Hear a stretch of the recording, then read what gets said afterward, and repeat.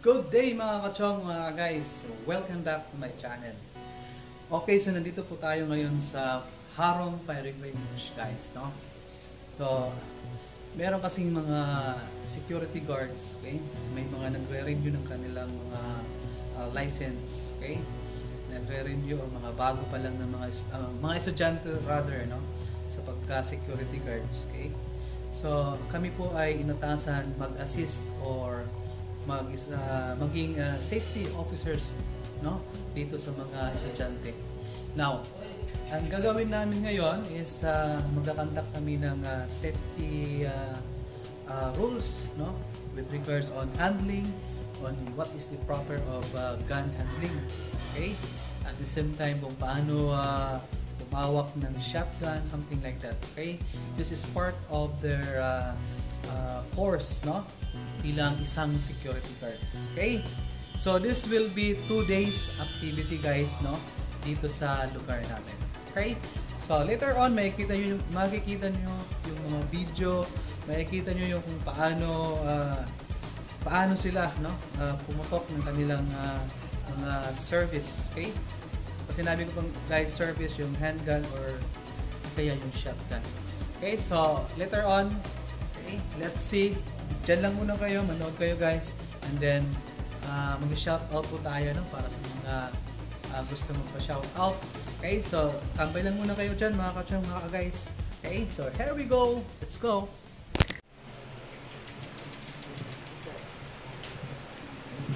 Alright, so good morning everyone. Good morning. Okay, so before we proceed, no, sa natin activity, since may dagdag yung sinulat, siguro we will consume, we will maximize the time para di kita mabuta masyado yung kulog. So let's have first the 4 cardinal rules, no, sa gun safety. Okay, are you familiar with that, guys? Okay, I hope so, no? So before we proceed on that, let's have a prayer first. Okay, we will call on the president. Who will be the president of this club? So can we, sir? Can you lead the prayer first before we proceed? Yes, sir. Who will be? Yes, okay. So, alawin pagkabagbabanan.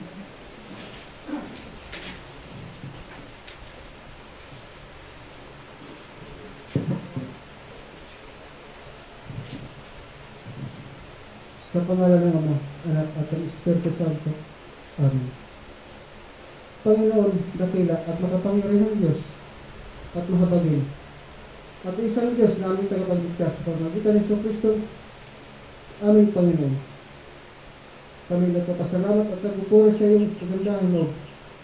Nagtinipon mo kami sa araw na ito upang natagpatuloy ang aming pagsasaray. Hindi lamang sa aming pagpupuri, tuloy lang sa aming sarili din. Ama, maraming salamat sa biyayang buhay at aming kinabubuhay at sa aming kalakasan sa araw na ito. Na matanggap namin ang biyaya na nagmumula sa iyo, na Diyos namin Ama, na makapangyarihan sa lahat. Ang lahat ng ito ay aming tinataas at pinagpapasalamat sa pangalan ng buktong anak ng aming sa Kristo, na nabubuhay kasama ng Espiritu Santo, magpasawalang hanggan. Sa pangalan ng Ama, Anak, at ng Espiritu Santo. Amen. Magandang araw po sa hanggan. Maraming salamat sa mga lahat. So by this time, guys, no, we would like to welcome you guys to the Harom Firing Range, okay? So ang tawag po sa Harom Firing is Harom, okay? And then kaming upat na mag-safety officer sa iyo. So we are a member of the gun club, no? A certified gun club here in Calbayog, namely Black Powder Shooters Sports Shooter Incorporated. Okay. So by the way, I'm Hubert Tagumok, native from here, Calbayog. And then ang atong usan yan nga mag-safety officer, Mr. Rani Doroha. Okay. And then ang maghahatag niyan sa about sa 4 cardinals in safety rules will be Chris Neri. And then ang usan naton ma-assist, no, sa pag-range officer is the retired police. Okay? Sir Gerson Mongas. Okay, are you familiar with him?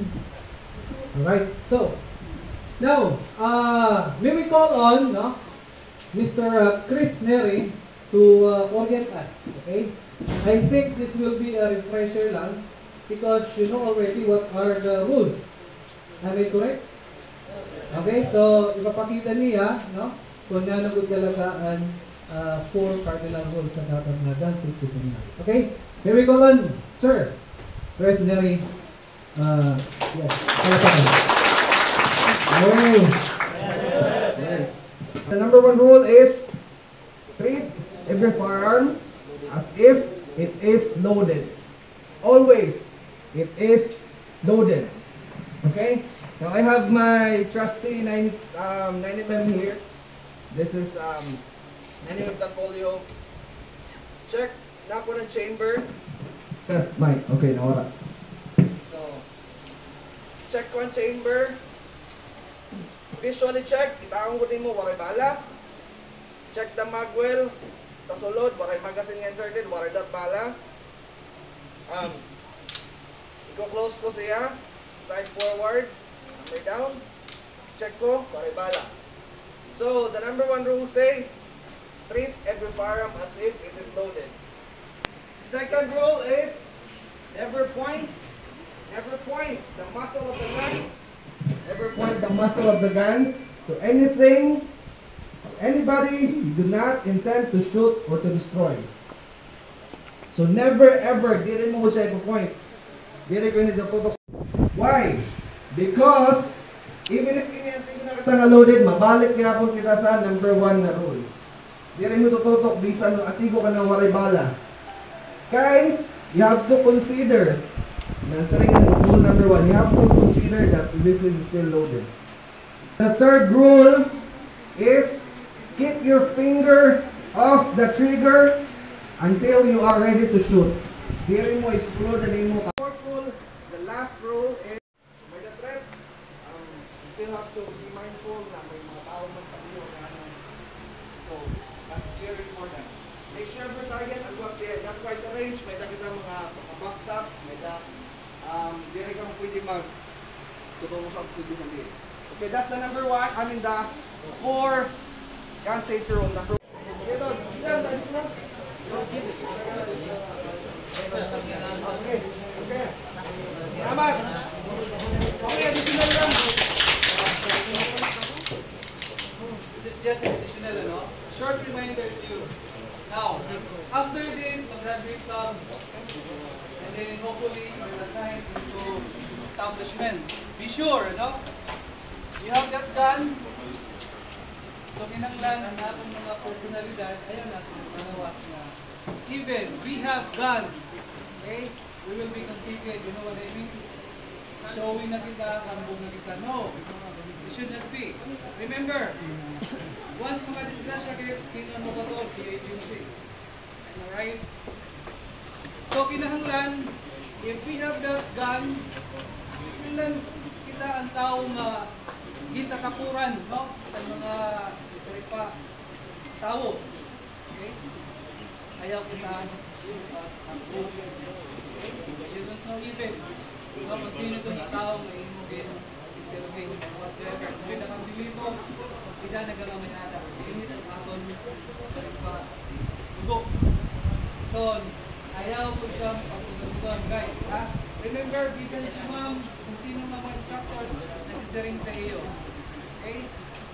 So, if you have gun with you, you will be first. Kano ang pinaka-dalawan? Masang dalawan dapat. Okay? Okay, once you throw your gun, you know what will happen, di ba?